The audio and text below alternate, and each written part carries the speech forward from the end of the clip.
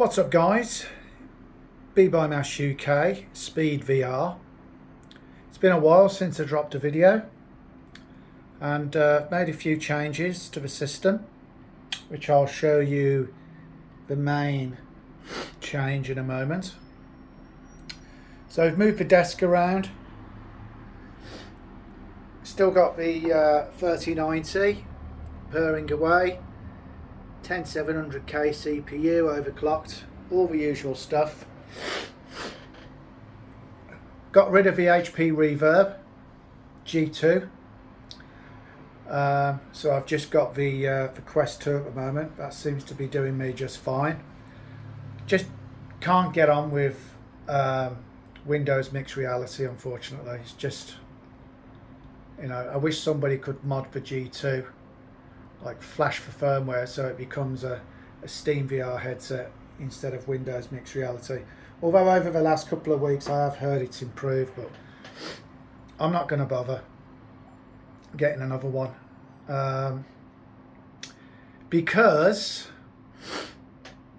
I've updated my rig, and it's a big update, something I've wanted to do for many years, but shall we have a look? Let's have a look. There you go. So we got the Gtomega Prime setup. Remember this seat? Brilliant seat. I had the seat. So I had the same seat on my Gtomega Evo, which was a fantastic rig. But as you can see, we've gone a bit crazy using the aluminium profiling. Got the V3 pedals still.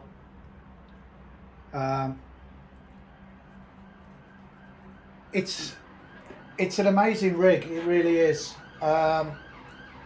It's so nice to just jump into it, and I mean, I do jump into it, you know. There's no sort of, you know, these cheaper rigs that you can buy, like the wheel stands, you know, you put your foot down on the pedals and you can hear things cracking, crunkling and bending, flexing.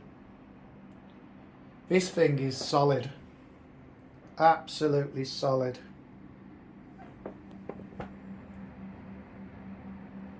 You know, there is just there's no budging it at all. It's an incredible upgrade.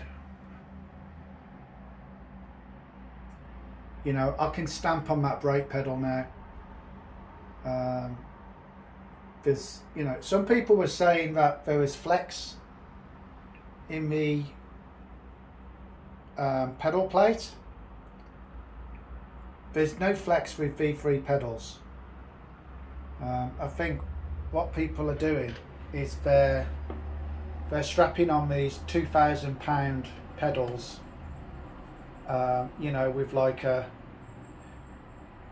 150 or whatever pressure, and to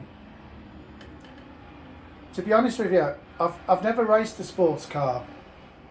I know someone who drives sports cars in their spare time, and he actually said to me, he said, because he was into sim racing at some point, and he said a lot of people go on about the brake pedal, it's got to be as stiff as possible, and he said it's absolute bullshit. He said it's just, you know, he said the brakes are stiffer than normal because of how expensive they are. You know, the brake discs, you know, something along those lines. They're as stiff as what they are because of the brake discs are so expensive, you know. But he said as far as sim racing goes, you know, people are moaning all the time about the brakes not being realistic enough. At the end of the day, you press the pedal, and the car slows down, you know. I'm going to get flamed over that comment, aren't I? I can feel it. But my little homemade button box there.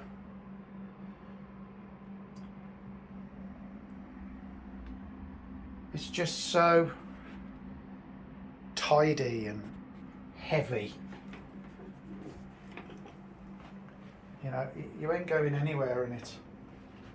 It's absolutely spot on. So there you go. I've not died. I am still here.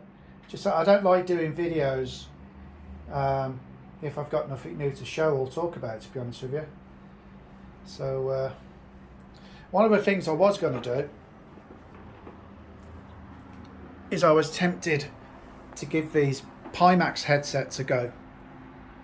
You know, with the 200 field of view and 200 degree field of view, and you know, the 8K plus is the one I'd want. But as you know, I'm very open and honest, and although I did have good success with the G2, I couldn't run everything at full resolution. That's with a 3090 and my 10700K.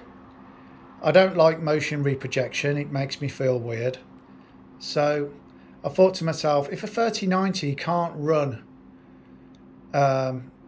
you know, all the simulators that I want to use at full resolution, how is it going to be any different? In fact, it will be worse with the 8K plus. But then people were saying, well, you can lower the resolution. And it's like, I've been there and done that with the G2. I don't want to lower the resolution. You know, you buy a top-end VR headset with 2K resolution per eye. You want to run it at 2K. You buy a 4K headset, 4K per eye. Well, 8K resolution with 4K per eye. I want to run it at that resolution. I don't want to be dropping the settings. So I've kind of like given up on these super duper headsets with a high resolution because the GPU technology just can't keep up.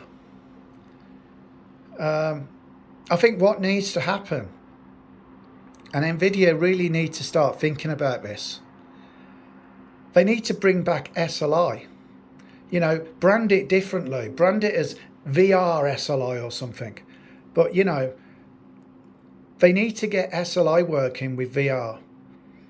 I know they got it working in the past with a fairground demo where you're walking around a fairground and you could play whack-a-mole and burst balloons with swords and stuff. I forget what it was called. It's one of the earliest VR demos. They got that working in SLI, and then they just shelved it. But you know, I know it's hard these days getting one GPU, but if you really are into your high resolution headsets and you've got a G2 or you've got a Pimax or whatever, you need SLI. You need to be able to go out there and buy two 2080 Ti's or two 3080s or two 3090s and SLI them, because that is the only way you're going to be able to run your headset's resolution the way it was intended. So that's what I think needs to happen. I really do. It's, you know, SLI, back in the day I had SLI, and it was fantastic. Back then I needed SLI. I had two 980s in SLI, and I needed that for running my triple 3D monitors. You know, and I loved NVIDIA 2 3D. It was, you know, before VR came along, it was absolutely gobsmacking. Playing Race 07 in 3D was just the most, probably, you know, outside of VR, the most immersive experience I've had. But what bugs me about VR at the moment is it's the overall clarity and stuff. You know, I was playing Assetto Corsa Competizione in 4K last night, and I tell you what, it looked absolutely stunning on the 3090. I was getting about 70, 80 frames per second. That monitor only goes up to 60, so I locked it on VSync, and it was silky smooth at 60 FPS. It never dropped once, but it looked, in 4K, it just looked incredible. And the simulator's come a long way since I bought it, so I'm going to keep giving that a go. You know, I'm a bit pissed off with VR. I haven't been on VR for ages. I'm a little bit pissed off with it because the visuals, you know, the little bits of motion sickness that I get every now and again. And that's probably because I don't use VR enough. You know, I think with VR you need to be consistent to build up that tolerance. But anyway, this video was all about the rig, so there you go. There's the update. Let me know if you want to know anything about it, how long it took to assemble, how I bought it, where I got it from. You know, I can say now it took 2 days to get here, which was outstanding. It would have taken 1 day if Parcel Force hadn't forgot one of the boxes, which just happened to be the main box. I was livid. But there you go. So yeah, let me know what you think. Like I say, it's absolutely rock solid. You can literally jump in and out of it and it doesn't even move. Yeah. Anyway, later.